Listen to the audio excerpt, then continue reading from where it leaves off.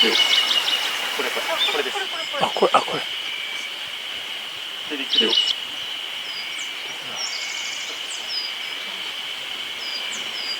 生で取れた。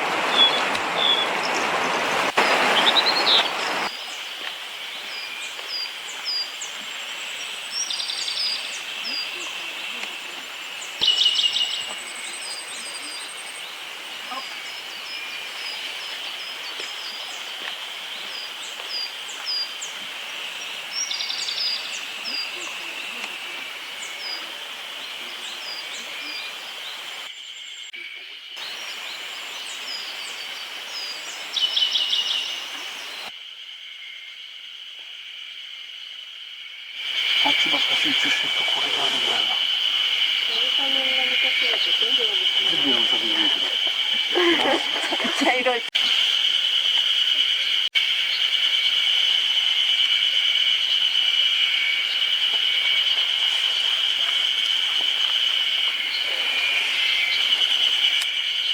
お玉じゃく。すごい。お玉じゃく。うわ。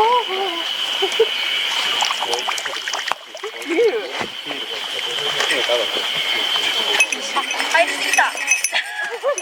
なんかこっちおいで。こっちおいで。ここほら。こっち早いね。耳がしちゃった。これ全部お玉じゃくし。うわすごいね。早いな。にはご案内しづらいくらい取れました。ほら。取れた？いる？見せて。あ、そうです。はい、ありがとうございます。3番1000個ぐらいだと思う人。はい、ありがとうございます。2番と3番が多くいらっしゃると思うんですが、正解は1000から2000個ぐらい卵を産みます。はい。一体何匹ぐらいだと思いますか？1000から2000ぐらいいますけど。じゃあこれもまたクイズにしますかね。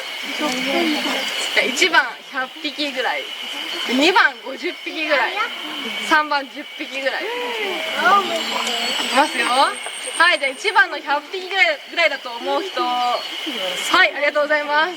じゃあいきますよ。じゃあ2番の50匹ぐらいじゃないかと思う人。はい、ありがとうございます。3番の大体10匹ぐらいかなと思う人。はい、多くいらっしゃいます。ありがとうございます。後ろの方もやっていただいたんですが、正解は3番、はい、10匹なんですね。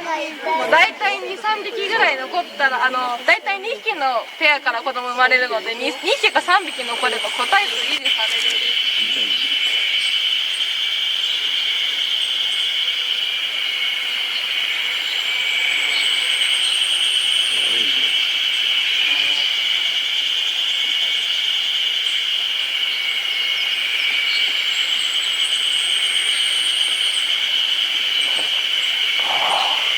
あんな水の少ないとこで。